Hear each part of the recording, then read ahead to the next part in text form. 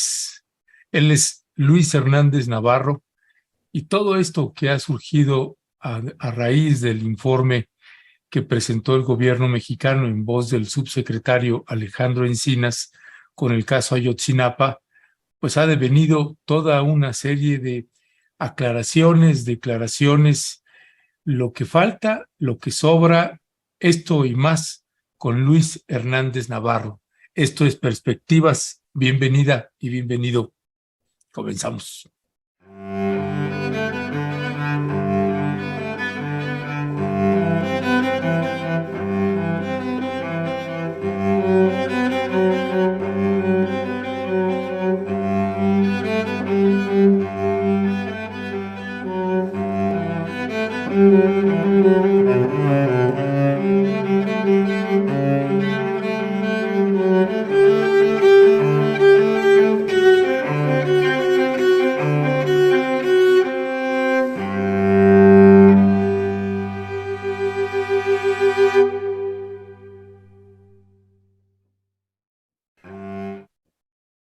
Gracias por acompañarnos en una emisión más de Perspectivas aquí en Rompeviento TV. Pues muy contentos de tener aquí a un extraordinario periodista y gran amigo, Luis Hernández Navarro, que nos acompaña aquí en Perspectivas en Rompeviento TV. Luis Hernández Navarro, buenas tardes, bienvenido.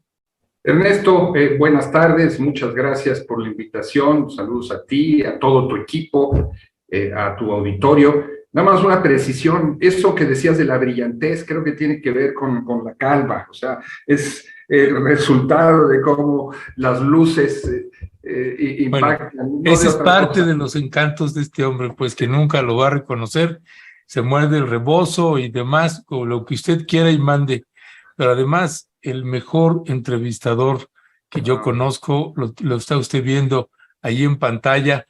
Así que, mi querido Luis, un gustazo tenerte acá con nosotros nuevamente, Luis, y pues vaya que sí ha generado toda una suerte de comentarios, análisis, reflexiones, miradas, para bien y para mal, el informe presentado por el gobierno del presidente López Obrador a propósito de Ayotzinapa. Y no solo eso, sino que además ha devenido también en una suerte de golpeteos también hacia, por ejemplo, el Centro de Derechos Humanos de la Montaña, Tlachinoyan, intentando golpear a Vidulfo Rosales, el papel del Ejército, de las Fuerzas Armadas, recientemente otra vez el subsecretario Alejandro Encinas, ahora en la conferencia matutina del presidente Andrés Manuel López Obrador se presentó haciendo declaraciones. Está el papel de las Fuerzas Armadas y del Ejército, de la Marina, en fin, son varios temas que me gustaría que pudiéramos abordar, Luis, y me gustaría pues iniciar pues haciéndote una pregunta más general en el sentido de qué valoración, qué dimensión darle al informe que presentó el gobierno de López Obrador sobre el caso Ayotzinapa. Mira, yo creo que el punto de partida es que el informe de la Comisión de la Verdad establece un antes y un después en la investigación sobre Ayotzinapa. Es falso de toda falsedad que sea una repetición de la famosa verdad histórica. Hay una ruptura de fondo con la verdad histórica. La verdad histórica ya había sido invalidada por el primer informe del GIEI, del Grupo Interdisciplinario de Expertos Independientes, pero la cantidad, la calidad y el sentido de la información que la Comisión ofrece hoy establece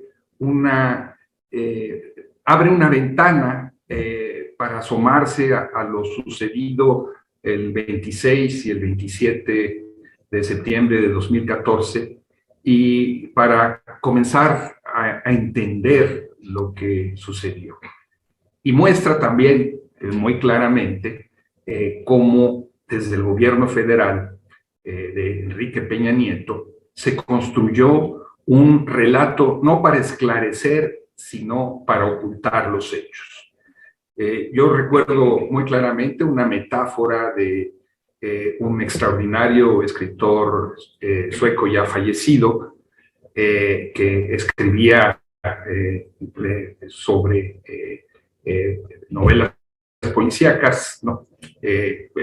Con un detective que se llamaba Kurt Wallander, ¿no? Y Kurt Wallander de repente habla de que hay dos tipos de periodistas: los que están adentro de la zanja, paleando hacia afuera para tratar de encontrar la verdad, y los que están arriba echando la tierra para tratar de taparla. Muy claramente, este informe forma parte de todo ese esfuerzo por palear desde abajo y que aflore lo sucedido, y la campaña salvaje que hay en contra de voces, déjame decirlo lisa y claramente, no acostumbro a utilizar este tipo de adjetivos, pero de mercenarios como Héctor Mauleón, no hay otra palabra, mercenarios como Héctor Mauleón, ¿sí? Buscan oscurecer ese terrible crimen de Estado. Sí, este personaje que lo vemos y que se sigue sosteniendo ahí en su relación y su vínculo ahí estrecho que tenía con Murillo Karam también, y además un tipo vinculado también estrechamente con que las Fuerzas Armadas en ese entonces del general Cienfuegos, que le facilitó también, les filtraban muchísima información. Déjame añadir a tu lista, mi querido Luis Hernández Navarro, además de Héctor de Mauleón, pues Riva Palacio también, que lo vemos ahí haciendo sus golpeteos.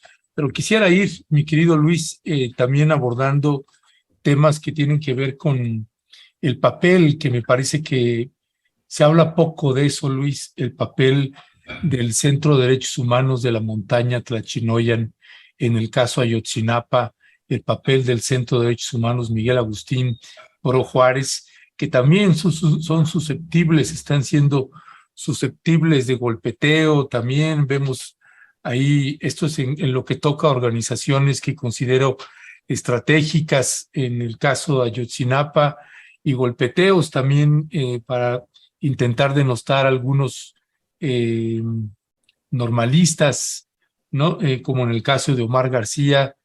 ¿Cuál es tu valoración de del papel que está teniendo o que ha estado teniendo el Centro de Derechos Humanos de la Montaña Tlachinoyan y el Centro Miguel Agustín Pro Juárez en el caso Ayotzinapa?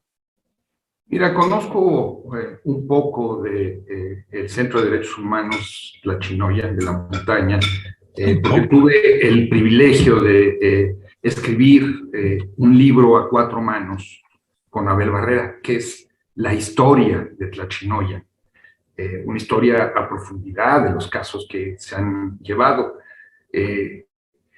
Leí todos los informes que han presentado, no exagero si digo que son miles y miles de cuartillas, y pude entrevistar ampliamente a Abel en su trayectoria y contrastar todo eso con la información que ya se conocía. Y lo que puedo decir es que el trabajo de Tlachinoyan es excepcional, es único, es realmente una gran aportación, no solamente a la práctica de la defensa de los derechos humanos, sino a la doctrina de cómo defender a los derechos humanos. Tlachinoyan ha puesto en el centro a las víctimas como los principales defensores de sus propios derechos. En esta labor, ellos han enfrentado a lo largo de la historia, desde el primer momento, la estigmatización del ejército, la estigmatización de los grupos de poder locales, las amenazas, etcétera, etcétera. Y al mismo tiempo han construido desde hace muchísimos años ya, no desde 2014, sino desde antes, una estrechísima relación con los muchachos de Ayotzinapa y la Escuela Normal Rural Raúl Isidro Burgos. Ellos desempeñaron un papel clave cuando el 12 de diciembre de 2011 las policías del gobernador y de la Federación, Ángel Aguirre, asesinaron en Chilpancingo a 2 muchachos, Alexis y Gabriel, y se vino una campaña tremenda, los asesinaron a balazos por el solo delito de estar protestando para que Ángel Aguirre cumpliera con sus promesas. Y ahí hay una figura en el Centro de Derechos Humanos, hay muchos, es un equipo extraordinario de gente comprometida y desinteresada, que es Vidulfo Rosales, ¿no? Un abogado de extracción indígena que estudió su carrera con enormes esfuerzos y que se ha mantenido viendo y viviendo con los de abajo y defendiendo sus casos. Él ha tenido sobre sus hombros la responsabilidad de acompañar a los padres de familia, tiene una estrechísima relación con ellos, al igual que la tiene con los muchachos de la normal rural, y entonces se han cebado sobre él cada tanto tiempo, ¿no?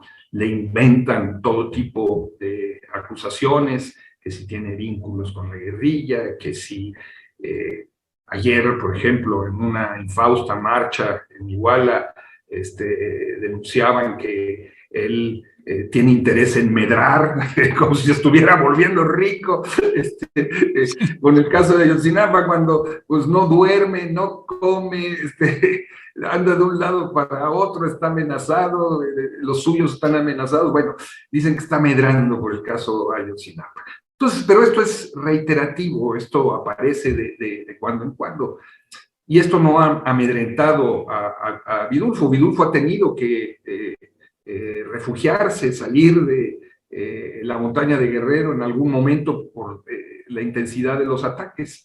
Y ahora estamos viendo ese ataque, ¿no? Y no conozco también, pero tengo una extraordinaria opinión de el Centro de Derechos Humanos PRO, ¿no? Impulsado por los jesuitas. Ellos han llevado una serie de casos que se han vuelto también paradigmáticos, han construido una serie de relaciones internacionales de una enorme utilidad, de manera que también han sido reiteradamente víctimas de todo tipo de mentiras, calumnias, estigmatizaciones. No es la excepción en esta ocasión. Yo creo que ellos han acompañado a los padres de manera excepcional, les han aportado elementos, pero al mismo tiempo han respetado el protagonismo y la interlocución de los padres, ¿no? No han tenido la tentación de otros grupos de sustituir a las víctimas, sino que siempre han puesto a las víctimas en el centro. Y eso habla muy bien de los dos, y es terrible entonces esta campaña en contra de ellos para ensuciar su imagen y su labor, que es encomiable a todas luces. En estos días también hemos visto Luis Hernández Navarro, que ha aparecido el nombre también de Julio César Mondragón, normalista, y ha habido por ahí una campaña que, y de hecho he leído por ahí algunos artículos que lamento muchísimo a veces de quien se deja atrapar, ¿no? Pero ¿a qué crees que obedece esta campaña? Es también un intento, ¿por qué? Por golpear al centro Tlachinolan, al gobierno del presidente Andrés Manuel López Obrador. ¿Cuál es tu lectura de qué está pasando ahí adentro? Tú que has estado también muy metido, que tienes un vínculo pues estrecho también en trabajo que has realizado por allá, en seguimiento que has dado al caso Ayotzinapa. Además, déjeme decirle, pues uno de los periodistas que ha dado un seguimiento muy puntual de todas las versiones que surgen en el caso Ayotzinapa, de los que están totalmente defendiendo un lado, de los que están totalmente en contra, de los que navegan en medio. ¿Cuál es tu valoración de lo que está pasando ahí, ahí internamente en Iguala y en esa zona con el caso Mondragón? Recordemos que Julio César Mondragón es un normalista rural de Ayotzinapa, que el 26 de septiembre, cuando se armó el segundo ataque, si no estoy yo mal, la segunda balacera, corrió, en lugar de refugiarse, como hicieron otros de sus compañeros, siguió su paso y la mañana siguiente apareció salvajemente asesinado, fue desollado. Desde entonces han habido todo tipo de relatos y versiones acerca de lo sucedido. Lo primero que se quiso hacer fue manchar su imagen, ¿no? Manchar su trayectoria y decir que una barbaridad como la que él fue objeto era un mensaje que mandaban los narcos entre los suyos. Recordemos que se quiso presentar a los muchachos como ligados al crimen organizado, específicamente al grupo de los Rojos. El informe de la Comisión de la Verdad desmintió absolutamente esto, no encontró una sola evidencia de que esto fuera así, pero en aquel momento se quiso interpretar este ataque a Julio César y el salvajismo con el que se le trató como la demostración de que él estaba implicado en el narcotráfico. Esto no era cierto, por supuesto. Y desde entonces han seguido saliendo todo tipo de versiones, que sí, recordemos que él venía de la normal rural de Tenería, había pasado por la de Tiripetío. Esto no es inusual en el mundo del normalismo rural, hay veces que la gente va buscando, hay veces que se mueve a partir de otro tipo de consideraciones, etcétera, etcétera. En los hechos, Julio César no forma parte del paquete de los 43 desaparecidos, que se encontró su cuerpo, fue asesinado y fue barbarizado, como lo hemos visto, ¿no? Forma parte, en ese sentido, de un paquete de 6, valga la expresión, del paquete no le quita la gravedad del asunto, de 6 gentes que fueron asesinadas el 26 de septiembre, incluyendo un muchacho perteneciente al grupo de fútbol de los avispones. Entonces, su caso ha seguido siendo manejado de manera diferente, vamos a decir así, con respecto a los 43, como sucede con los avispones y como sucede con los otros asesinados. Por supuesto, hay un afán de justicia muy grande. Yo quiero recomendar, quien tenga interés en adentrarse en su vida, conocer su entorno familiar, muchas de sus motivaciones, en el libro que escribió Jorge Belarmino Fernández sobre él, que está publicado por la Brigada para Leer en Libertad, se puede descargar gratuitamente. Todo mundo señala que dentro de la escuela, Julio César era un compañero querido por sus amigos, apreciado, estimado, discreto, que no asumía protagonismo alguno. Esto tiene una lectura muy clara. Quienes quieren ver en él, bueno, ya no el narco, sino el agente de otro tipo de proyectos, pues su perfil no checa con ese perfil de proyectos, ¿no? Si tú metes o buscas como organización a un elemento, a una escuela para que se convierta en dirigente, pues lo vas a promover, lo vas a estimular, vas a hacer que hable, no lo vas a mantener como de bajo perfil como lo fue Julio César. Entonces, yo creo que hay que ser muy cuidadosos con los relatos y las versiones que sobre él se han estado filtrando de manera interesada, que en este momento, más que ayudar a esclarecer, oscurecen las cosas. Hay un reclamo incluso también de la familia que de pronto sienten que lo están dejando fuera del esquema de la investigación. ¿Qué decir al respecto, Luis? Claro, bueno, uno como familia siempre tiene el deseo de que se esté en el centro, y es cierto, el caso se ha concentrado fundamentalmente en el asunto de la desaparición de los 43, no en los seis personas restantes que fueron asesinadas esa noche. Es terrible lo que les hicieron, es terrible lo que le hicieron a Julio César, ¿no?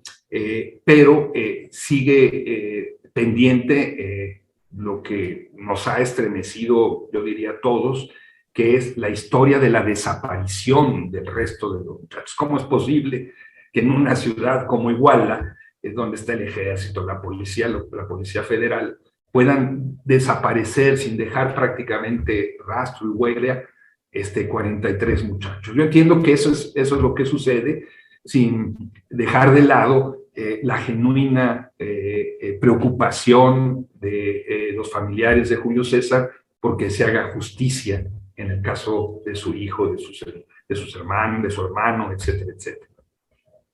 Ya, ahora Luis, permíteme pasar ahora a un tema que considero también pues vital y central, que tiene que ver el papel de las Fuerzas Armadas. Y aquí estamos hablando ahora del Ejército, también estamos hablando de la Marina. En marzo pasado, cuando presentó el grupo interdisciplinario de expertos independientes el informe, su tercer informe sobre el caso Ayotzinapa, es que emergió un actor que no teníamos en el mapa, en el radar, y que era la Marina. El almirante que estaba destacamentado en la región naval, en Guerrero, precisamente en ese 2014, es el hoy secretario de la Marina. Luego, pues en este informe que presenta Alejandro Encinas como presidente de la Comisión de la Verdad, pues ya se dan nombres finalmente de militares generales involucrados. Se gira orden de aprehensión contra 20 elementos, varios de ellos mandos. Todavía no tenemos el listado completo de los nombres, algunos ya se han filtrado. Ese es un segundo dato. Y el tercero, pues es la Guardia Nacional, que pues antes era la policía y que finalmente la documentación que tenía esa policía, pues ahora la tiene la Guardia Nacional versus el Ejército Mexicano, para hablar en llano.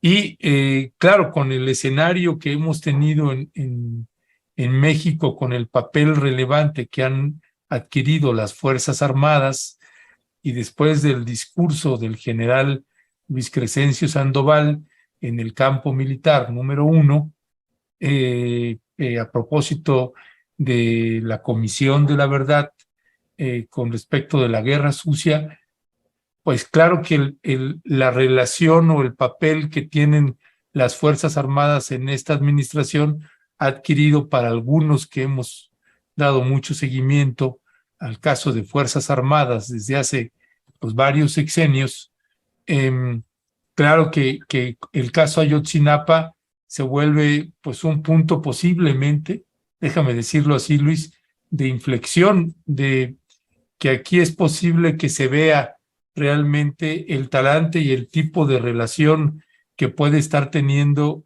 el jefe del Ejecutivo Federal, Andrés Manuel López Obrador, con las Fuerzas Armadas y viceversa. En algún programa anteriormente, después del discurso de Luis Crescencio Sandoval, yo hice un planteamiento que decía, pues es la primera vez que me hago un planteamiento en donde digo, bueno, pues siempre se habla de que este ejército pues le es leal al comandante supremo de las Fuerzas Armadas, que es el presidente de la República. Pero por vez primera yo me hacía la pregunta al revés y decía, no es al revés, y es más bien el jefe del Ejecutivo le es leal a las Fuerzas Armadas. En fin, hay muchas lecturas que hacer, Luis, perdón que contextualice un poco de más, pero quería colocar estos elementos para tratar de entender y de darle una lectura a mayor profundidad posible del papel de las Fuerzas Armadas y qué significa que se hayan develado estos nombres y que nos falta uno, que era el que daba las órdenes principales, que era el general Cienfuegos, con todo el antecedente que tenemos también del caso del general Cienfuegos. ¿Qué decir al respecto, Luis? Mira, yo creo que lo que nos muestra con toda claridad el informe de la Comisión de la Verdad es que el Estado de Guerrero es un narcoestado, lisa y llanamente. Un narcoestado porque desempeña un papel fundamental en la producción y en el trasiego de drogas. México es el segundo o tercer país en el mundo, después de Afganistán y Myanmar, en la producción de heroína. Hay un consumo creciente de la heroína en Estados Unidos por sectores acomodados. La heroína que se produce en México, específicamente en el caso de Guerrero, es de una gran calidad. Y hay un trasiego permanente desde hace muchos años, pero que se ha venido intensificando hacia los Estados Unidos. Sabemos por el informe que cada semana salían de Iguala un cargamento de heroína para Chicago y Atlanta. Lo que significa sembrar la amapola, rayarla, producir la goma de opio, procesarla, trasladarla, pues es una actividad que involucra a mucha gente y que deja muchísimo dinero. Es imposible suponer que esto se puede hacer al margen de el contubernio, del involucramiento del ejército, de la marina, de todo tipo de policías, de políticos, de empresarios, no solamente en Guerrero, sino a nivel federal, es una trama federal. Y esto aparece, me parece, con toda claridad en el informe de la Comisión de la Verdad. Faltan aún muchos detalles, pero ahí está ese asunto. De hecho, uno de los antecedentes que señala este informe que como un elemento que provocó inquietud la noche de Iguala, tiene que ver con un aseguramiento de un cargamento de heroína que se realizó unos días antes a los rojos, a los opositores, ¿no? 100 y tantos kilos, de los cuales la policía finalmente solamente entregó alrededor de 20. Bueno, ¿quién se encargó? ¿Quién se quedó con el resto? ¿Y cómo salió el resto al mercado? Muy claramente, pues ahí hay un robo de mercancía de unos hacia otros, en fin. Entonces está toda esta trama, ¿no? Ahorita, a lo mejor al rato podemos hablar de quien se señala que es el A1, ¿verdad? De José Luis Abarca, el alcalde de Iguala. Pero mientras tanto, ¿qué es lo que aparece muy claramente en este informe? Bueno, por un lado, el estrujante papel que desempeñó el coronel José Rodríguez, ¿no? El comandante del 27 Batallón de Infantería de Iguala. Un batallón que tenía un terrible antecedente en la guerra sucia en Guerrero, antecedentes de desapariciones, de comisión de todo tipo de delitos, ¿no? Enmarcado claramente en actividades de contrainsurgencia. El mismo coronel estaba formado en la lógica de la contrainsurgencia. Y el solo hecho de que tuvieran, hay quien habla hasta de 6 muchachos infiltrados, la cifra más, por parte del ejército, la cifra más detallada es la de 3, ¿no? Entre los que estaba el soldado Palotzin, que está en la lista de los desaparecidos, y que era informante directo del 27 Batallón, pues nos da una idea de que el batallón funcionaba en esa región con una lógica de contrainsurgencia. Sabemos, por lo que declaró el subsecretario Encinas, que el coronel Rodríguez dio la instrucción directa de ejecutar y desaparecer a 6 muchachos que tenían 4 días de vida después de los acontecimientos en una bodega. Además de todas las denuncias que hubieron en su momento en su contra. Su jefe militar directo, ¿no?, era el general Saavedra, de la 35ª Zona Militar, al que curiosamente el general Cienfuegos quiso hacer secretario de la Defensa con esta administración, ¿no? Lo promovió. Recordemos que el coronel Rodríguez fue finalmente ascendido a general brigadier. Es decir, no solamente fue protegido por el ejército, la fuerza castrense, y por supuesto por quien era el comandante en jefe de las Fuerzas Armadas en aquel entonces, Enrique Peña Nieto, sino que fue premiado y estimulado en esas labores, ¿no? Y lo que tú señalabas de la Marina es muy importante. O sea, la Marina muy claramente, lo vemos en el dron del basurero de Cocula, participa en la construcción de un escenario a modo, ¿no?, sembrando pruebas, modificando todo el entorno, prendiendo fuego, para que el relato de la verdad histórica aparezca. Es decir, hay una participación directa también de los marinos en el más alto nivel, ¿no? Entonces, ahí está la trama del narcoestado, una trama donde militares y marinos pues desempeñan muy claramente un papel central.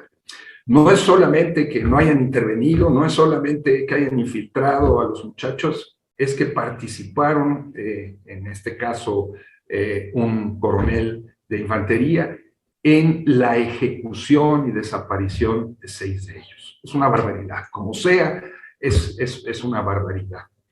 Recordemos, nada más, sin ir más lejos, que por aquellos días del 26 y 27 de septiembre afloró la famosa masacre de Tlatlaya, en donde también elementos del ejército ejecutaron.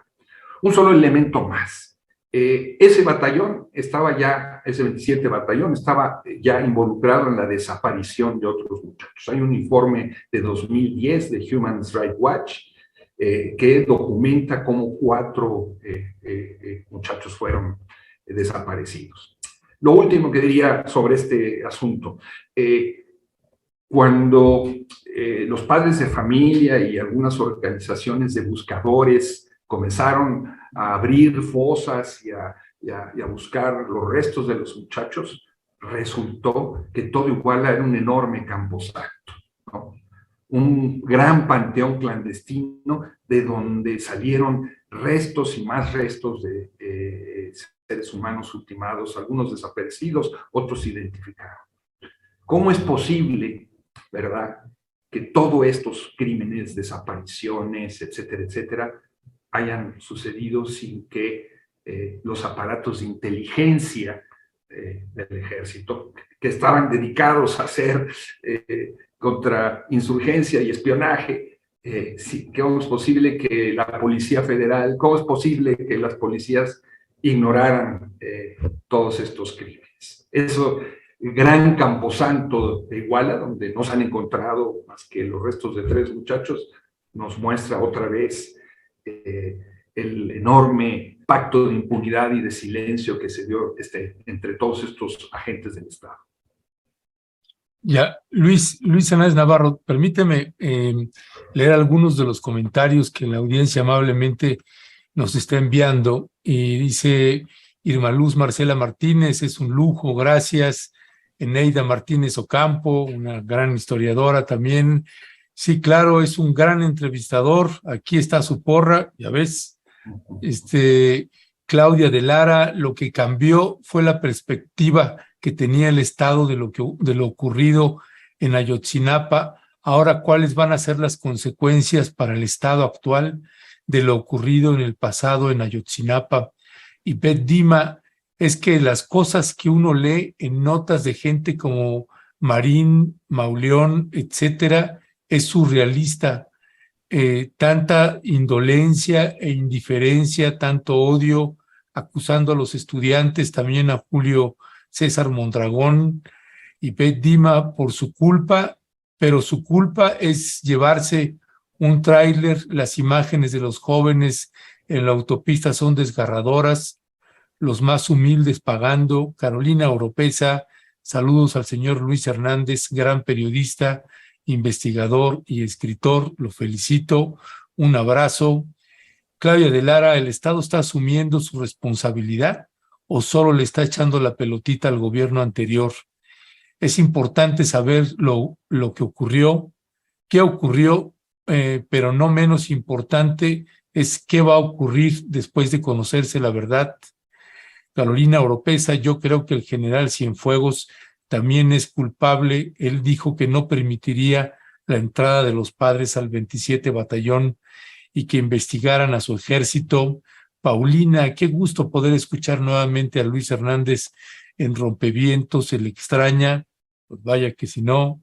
Silvia Lira, qué gusto ver a don Luis Hernández Navarro, ojalá volviera a tener su programa en Rompeviento TV. Esther Cuellar, disculpen, no sé si sea oportuna esta pregunta, pero ¿qué piensa el señor Luis Hernández de la investigación y del libro de Anabel Hernández? Aquaman, exacto, Ernesto, ese dato es tremendo. Hoy el almirante secretario de la Marina Armada de México estuvo encargado de la 8ª Región Naval Militar en Guerrero durante los sucesos de la noche de Iguala. Adriana Cos, ¿qué se sabe de la familia Figueroa, que además de tener el poder en el Estado, son transportistas? En fin, y Eneida Martínez Ocampo dice, me preocupa que la Comisión de la Verdad no logre su cometido. Son demasiados casos de represión que cometió el ejército y todos los pueblos desaparecidos en Guerrero los tendrá contabilizados la comisión.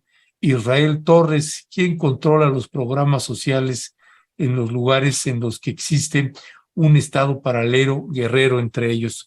Son varios de los comentarios que la audiencia hace y me gustaría, Luis, más allá de que quieras comentar algo de lo que acabo de leer de la audiencia, tocar este otro tema que señalabas, el papel de los Abarca, que finalmente, bueno, ya también el subsecretario Alejandro Encinas ha señalado muy puntualmente que ellos no están sentenciados por la desaparición de los normalistas, ¿no? Sino por otro caso de un ex líder también ahí perredista, me parece que pues fue ejecutado pues precisamente por Jorge Luis Abarca. ¿Cuál es tu valoración del papel que tuvieron los Abarca ahí? De hecho, en el libro de Anabel Hernández, que también los menciona, tiene una lectura que yo no necesariamente compartía, pero no sé cuál es tu valoración al respecto, Luis. Bueno, primero, muchas gracias a todos sus comentarios y saludos. Da mucho gusto escucharlos. Los Abarca son personajes que parecen sacados de una novela policial. El asunto es que a veces, si aparecieran en una novela policíaca como esos personajes, tendrían elementos poco creíbles. O sea, la realidad aquí una vez más supera a la ficción. Los de Luis Abarca, el que originalmente apodaban Guarachero, ¿no? Un personaje que nació en Arcelia, Guerrero, no muy alto, y eso le pesaba mucho, ¿no? Entonces se construyó a sí mismo un cuerpo de gimnasio, ¿no? Le gustaba usar sus camisetitas para mostrar sus fornidos bíceps, y era un hombre que vivía rodeado de espejos, no estoy exagerando, supongo que en la cárcel ya no los puede tener, ¿no? Pero estaba enamorado de su imagen, era como un moderno Narciso. Venía de una familia relativamente humilde, que vendían guaraches, por eso su apodo de guarachero y sombreros, ¿no? Después esa familia fue prosperando un poco, él fue orero, les llaman allí en Iguala a los que compran y venden oro, ¿no? Y de repente amasó una fortuna multimillonaria, ¿no? Construyó un gran centro comercial allí en Iguala, centro joyero y otros centros con cines, etcétera, etcétera. Uno de ellos en terrenos que le donó precisamente el 27 Batallón de Infantería, un poco como resultado de la gestión de este personaje del que se hablaba hace un momento, Rubén Figueroa, de los Huitzuco de Figueroa, ¿no? Imagínense un municipio que tiene como apellido el de una larga estirpe de caciques y asesinos, porque no hay otra forma de describir a los Figueroa. Y él entonces amasó esta gran fortuna y contrajo matrimonio con María de los Ángeles Pineda, una mujer que hoy vemos como rubia teñida, ¿no? En aquel entonces no estaba teñida, ¿verdad? Que la apodaban la costurera porque llegaba a la tienda de los Abarca, a la tienda de vestidos de novia, a vender la ropa y los vestidos que confeccionaba su mamá. La familia de María de los Ángeles Pineda es una familia que parece sacada también de la nota roja. Sus papás, sus hermanos, prácticamente todos involucrados con el narcotráfico. Básicamente con el cártel de los Beltrán Leiva, cuando eran los dominantes, ¿no? Y después desempeñando un papel muy importante con los rojos. Dos de sus hermanos fueron ejecutados por Beltrán Leiva por traidores. Eso nos da una idea de esta saga. Entonces ahí se cruzan los negocios, ¿verdad? Lícitos con los ilícitos. Y él en 2010 le dice a un gran amigo suyo, 2 veces alcalde por Iguala, el doctor Lázaro Mazón, que quiere incursionar en la política y quiere ser alcalde. Y Lázaro, según él declara en una entrevista en la revista Trinchera, una revista interesantísima de Guerrero, ¿no? Muy recomendable, Lázaro le responde que pues, no se puede, que primero ya tiene candidatura y segundo que va a tener, que él no es de ese partido. Y entonces él se entrevista inmediatamente con el dirigente de Nueva Izquierda en Guerrero. No olvidemos que en aquel entonces quienes dirigen el PRD son los famosos chuchos, ¿no? De Jesús Ortega hasta Zambrano, que es el que le toca la noche de Iguala, y después, inmediatamente después, Carlos Navarrete. Y Nueva Izquierda era la corriente dominante en Guerrero. Y comienza a financiar campañas, a repartir dinero ampliamente. Y en el 2011, cuando Ángel Aguirre, recordemos que él venía del PRI y había sido defenestrado como responsable de la masacre del Charco, pero lo revive el PRD y lo hace su candidato, ¿no? Con esa cualidad que tiene para recoger basura, lo hace su candidato, y ya se vuelve un hombre de izquierda. Se juntan en el centro joyero, Abarca le organiza un desayuno con otros oreros y le financian su campaña en serio, o sea, le meten un montón de dinero. De tal manera que él, en un pleito muy fuerte contra otro millonario de Iguala, que se enriqueció en un año, ¿no? También misteriosamente, gana la presidencia municipal de Iguala, 2012-2015. Y María de los Ángeles mantiene una relación permanente de trato, la de trato con el gobernador Ángel Aguirre. En esa pareja, todo el mundo habla de que quien llevaba prácticamente los pantalones era ella. Hay muchas anécdotas de que una y otra vez le grita, cállate pendejo, ¿no? Y de hecho cuando, recordemos, el 26 de septiembre de 2014, ella, que quería ser candidata a presidenta municipal como sucesora de su marido, está en un evento del DIF, cuando le informan lo que está pasando, ella también dice, chínguenselos, ¿no? Al igual que ahora sabemos, le dijo el subsecretario Encinas, que afirmó Abarca. Abarca, tú lo habías recordado en su momento con mucha claridad, asesinó personalmente a Víctor Hernández Cardona, perdón, Arturo Hernández Cardona, no Víctor, Arturo Hernández Cardona, dirigente de la Unión Popular, un personaje muy carismático, con mucho arraigo y mucha popularidad en la región. Y después de ese asesinato, los muchachos de Ayotzinapa llegaron a Iguala para protestar porque tenían una alianza en el sentido más amplio de la palabra, tomaron el Palacio Municipal, lo pintarrajearon y Abarca habría dicho esto no vuelve a suceder. Las preguntas que yo me hago, Ernesto, y no tengo respuesta, las hago aquí al aire para compartirlas contigo, con tu auditorio, es este personaje que yo acabo de contar, ¿no? Dominado en muchos sentidos por su mujer, vinculado con el grupo de Guerreros Unidos también a través de su mujer,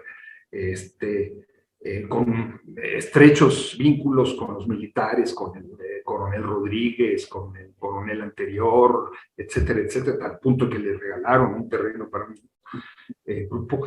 De verdad tenía la capacidad de mando y operativo para organizar una acción militar, no fue otra cosa lo que sucedió el 26 y el 27, en donde se establecieron retenes, 16 retenes alrededor de Iguala, nadie podía entrar o salir, detuvieron los camiones, se llevaron a los muchachos en 8 grupos, a unos los llevaron a la barandilla, a otros a esta bodega, de verdad, este personaje mangoneado por su esposa, aún no tengo respuesta. Esa es la primera pregunta que me hago. La segunda pregunta que me hago en este contexto es, ¿quién tiene la capacidad operativa para una acción militar de esta naturaleza? O sea, primero, la formación.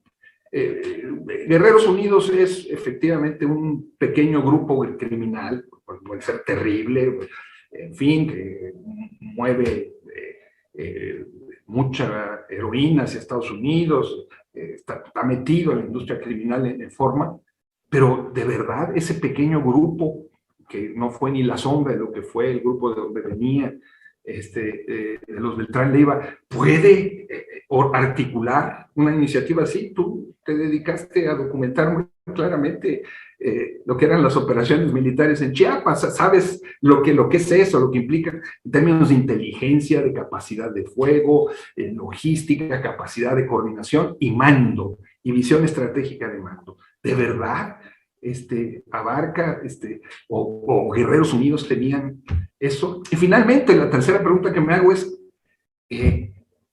¿qué está escondiendo o qué escondió el gobierno de Enrique Peña Nieto y sus funcionarios que les resultó menos costoso para ellos el ocultarlo que el que se hiciera verdad?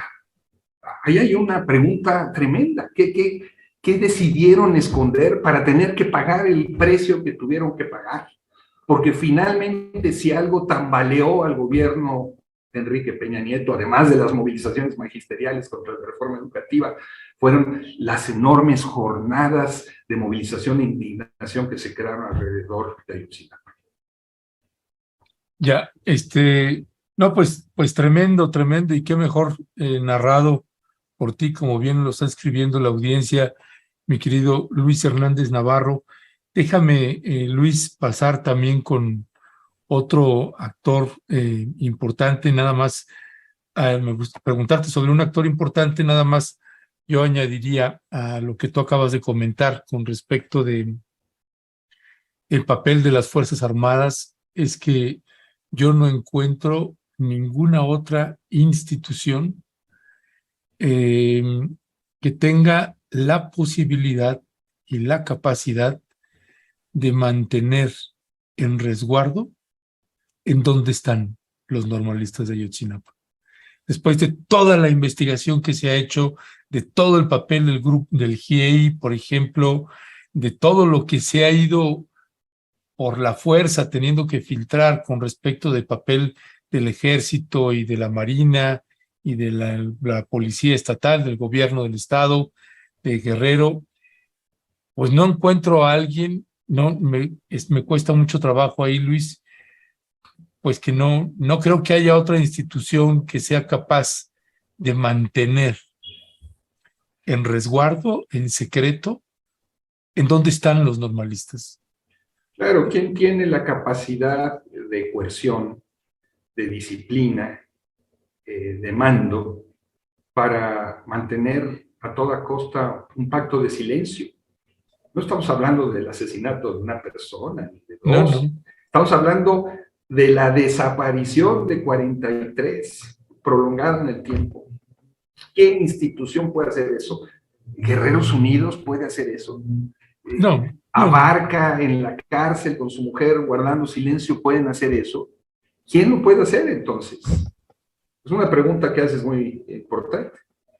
Pues sí, es uno de los puntos que a mí me queda, pues desde mi punto de vista, muy claro que esa es precisamente la institución. Por eso hemos estado colocando una y otra vez que nos parece increíble. Ojalá y se llegue hasta arriba, es decir, el general Cienfuegos, que cómo olvidarlo, Luis. Incluso recuerdo en algunas entrevistas que hicimos al grupo interdisciplinario de expertos independientes, eh, la posibilidad de los resultados y de la información, la calidad de la información que tendríamos si el general Cienfuegos hubiera aceptado y hubiera abierto todas las puertas de la Sedena, no solamente del cuartel general ahí del 27º Batallón de Infantería, principalmente ese, pero no solamente eso, sino todas las venas de información que tenía ahí, pues otra historia sería, me parece, y sabríamos, creo, Luis, en dónde están los normalistas. Pero bueno, esto es en el marco de las hipótesis. Uno no puede más que hacer eso con base a la información que va documentando. Déjame, Luis, preguntarte, ya casi para ir cerrando, por otro papel de otro actor que no figuraba en materia de investigación y de información y de facilitación de información, que no figuraba en el sexenio de Peña Nieto, pero que hoy, y en el caso de Ayotzinapa, me parece que está jugando o ha estado jugando un papel muy importante, y que es precisamente el subsecretario Alejandro Encinas. Y es el que desde mi punto de vista, y más en en las últimas dos intervenciones que tuvo, tanto en la mañanera como cuando presentó el informe de la Comisión de la Verdad, pues lo veo bastante indignado con el ejército mexicano, y ha estado señalando ahí, ha sido el que más incisivo, me parece, en ese tema. ¿Cuál es tu valoración del papel que está jugando ahorita el subsecretario Alejandro Encinas? Mira, mis respetos y mi admiración por el subsecretario Encinas, ¿no? Sé que se está jugando mucho, ¿no? Personalmente y políticamente, yo lo veo que se comporta con congruencia, con transparencia, con sinceridad, con compromiso, y las cosas son como son, y él está ahí dando la cara, poniendo el cuerpo. Falta ver cómo lo valoran los padres de familia. Para mí los padres de familia son mi brújula, mi norte para poder entender entenderlo bien a bien lo que está sucediendo, pero a bote pronto, yo lo que te digo es todo mi respeto y mi reconocimiento por el papel que está jugando en este momento. Ya, pues mi querido Luis Hernández Navarro, es verdaderamente un gran placer tenerte aquí con nosotras y nosotros en perspectivas en esta entrevista que estamos teniendo. Y te preguntaría para cerrar, Luis Hernández Navarro, ¿cuál es los escenarios? ¿Qué es lo que viene? ¿Qué es lo que hay que esperar en lo que toca al caso de los normalistas, en la búsqueda de los normalistas de Ayotzinapa? Bueno, hay que esperar, viene el GIEI que tendrá que dar pues un informe a los padres y madres, que es lo que le solicitaron, que hiciera un diagnóstico del informe que presentó la Comisión de la Verdad en voz del subsecretario Alejandro Encinas. Pero ¿qué esperar? ¿Qué esperar de este caso, Luis?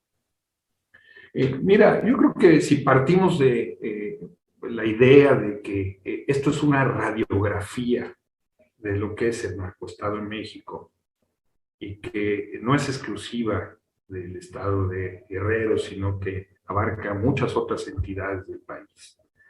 Si partimos del supuesto de que Ayotzinapa es una herida abierta, que no ha cicatrizado, que le duele al país y que mientras no haya verdad ni justicia para Ayotzinapa, va a ser muy difícil avanzar en el resto de los casos de desapariciones y de combate a ese narcoestado.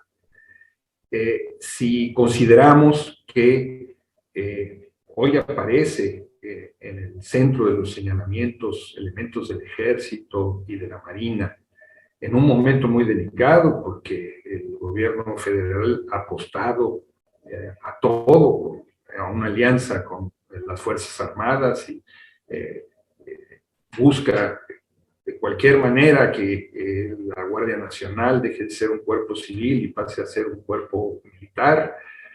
Hay una alianza entre ellos. La pregunta sería, ¿hasta dónde seguir profundizando en las investigaciones y esclareciendo la responsabilidad de los mandos militares? Pues pone en entredicho esta alianza. ¿Qué quiere decir todo esto que acabo de decir? Quiero decir que me parece que si verdaderamente se quiere hacer una depuración a fondo e ir acabando, extirpando el tumor de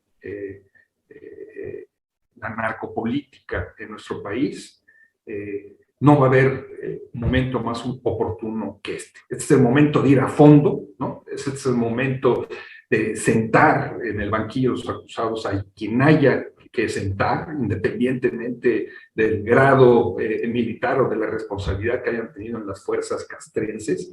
Y es el momento también, me parece, Ernesto, de ponerle pueblo, de volver a salir a las calles en apoyo a la demanda de los padres de familia, porque, ojo, el hecho de que se hable hoy de que no hay pruebas de vida de los muchachos, no significa que no sigan desaparecidos.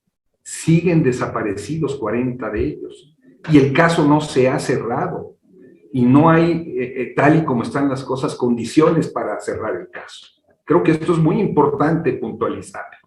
La lucha por la presentación sigue, por el esclarecimiento de los hechos sigue, y para eso toda esa enorme indignación que tú, seguramente muchos más de nuestra audiencia en este momento recuerdan, se vivía en 2014, 2015, 2016, que llevó a paralizar universidades, que llevó a tomar el Zócalo, que llevó a todo el país a movilizarse, pues sería el momento de tratar de repetir esa gran movilización y generar esa enorme corriente de opinión para que efectivamente se esclarezca el destino de los muchachos.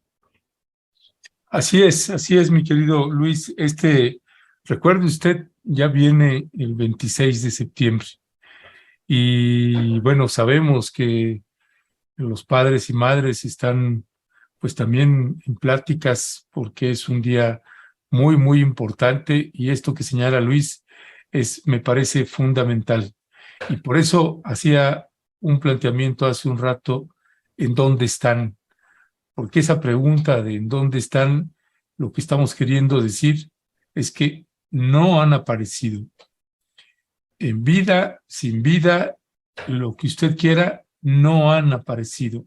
No sabemos dónde están y en la medida en la que usted y nosotros, todas y todos, podamos hacer presión para que pues, las instituciones y particularmente el Ejército Mexicano y la Marina, pues finalmente nos ayuden.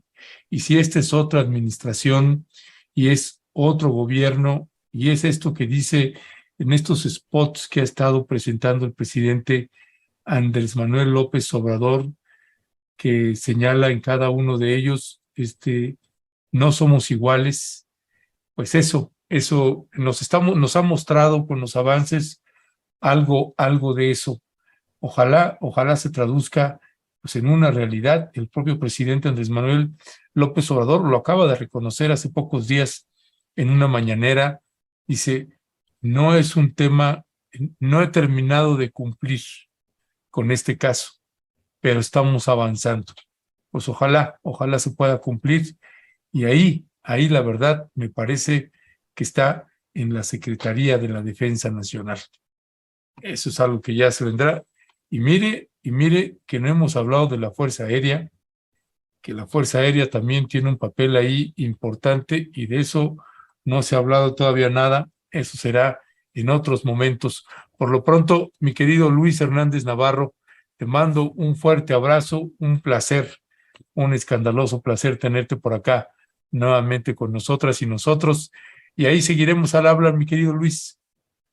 Muchas gracias a ti, Ernesto, al equipo de Rompimiento y a todos y todas que nos escucharon y nos mandan saludos ahí a Carolina, Neida, una extraordinaria historiadora, pocas gentes conocen tan bien lo que fue el movimiento de Lucio Cabañas como ella. Un abrazo a todos y muchas gracias por su hospitalidad. Gracias, Luis. Gracias, un fuerte abrazo. Pues este fue Luis Hernández Navarro, coordinador de opinión de la jornada, a quien pues afortunadamente ahorita tuvimos la oportunidad de poder entrevistarlo y esperemos que sea la primera de varias, ya le estaremos platicando.